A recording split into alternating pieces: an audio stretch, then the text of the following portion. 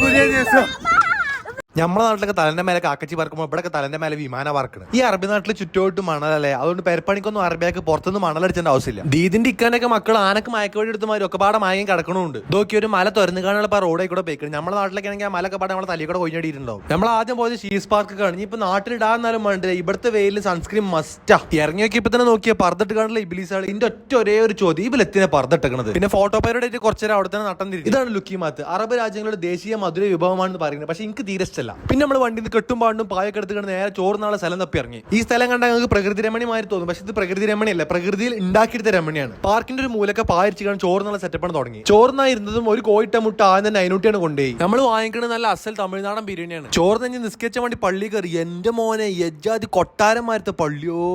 നിസ്കാരം കഴിഞ്ഞ് രാത്രി നമ്മൾ നേരെ പാർക്ക് പോയി കുട്ടികളായിട്ടും കളിച്ചാൻ വേണ്ടിട്ട് ചെന്നപ്പോ നോക്കിയാൽ ഇക്കാനും ഇതിന്റെ മക്കൾ മറ്റേ 8 കാലി എരനെ പിടിച്ചാണ് വലിയ കടത്തിയ മാതിരി. മക്കൾ ഈ സ്പ്രിംഗുള്ള ഡിസ്കോ ഡാൻസ് ഉണ്ടപ്പോ എനിക്കൊരു പൂതി. ഞാനും ഇരുന്ന് എന്താണ്ടാവുക നോക്കാൻ വേണ്ടിട്ട്. പിന്നൊന്നും നോക്കില്ല, ഞാൻ മറ്റേ LKG നിക്കറിട്ട് റോൾ നമ്പർ 24 ഫർസിൻ ബഷീറായി മാറി. തൊട്ടപ്പുറത്ത് അറബികളൊക്കെ ഞാൻ ദുബായിൽ നിന്ന് അറിഞ്ഞോളൂ. എന്റെ അക്കൗണ്ടിനെ പറ്റിയാണ് ഓരൊക്കെ ചർച്ച ചെയ്യുന്നത്. ജസ്റ്റ് ഫോർ ദുബായ് മേ ആ ഗയാ അസ്സലാം അൽഹംദുലില്ലാ ബാറക്കല്ലാഹ്. എന്താ ചെയ്യാ, ഈ വലിയൊരു മുതുക്ക് പെണ്ണ് ഇറങ്ങിയിട്ടാണ് ചെറിയൊരു മനസ്സിലായി എനിക്ക് ആ ഊഞ്ഞാൽ ആടാൻ വേണ്ടി. അതിന് വേണ്ടി കാത്തിക്കാണ് ഇപ്പൊ. ഊഞ്ഞാലി കയറി ഇരിക്കലും ആടലും കഴിഞ്ഞു. എന്താ സുഖന്റെ മോനെ. ദീദി ഇറങ്ങി കുറച്ചേരം ഇന്നൊന്നും ആട്ടിക്കൊണ്ട. അതിനിപ്പോ എന്താ ആട്ടി തരാലോ.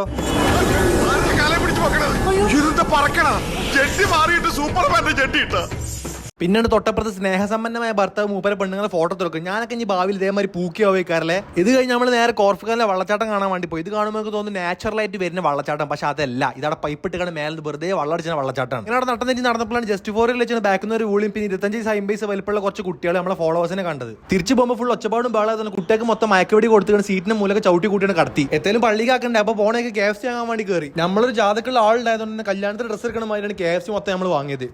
ഇത് മറ്റേ കല്യാൺ സിൽക്സിന്ന് ആടി സെയിൽ കഴിഞ്ഞ് വരില്ല KFC. പിന്നെ റൂമിൽ പോയി സ്വസ്ഥമായിട്ട് ഇരുന്ന് തിന്നണ് മുടിച്ച് പള്ളണ് നിറഞ്ഞ്. So that's for today. എന്താ ചെയ്യാ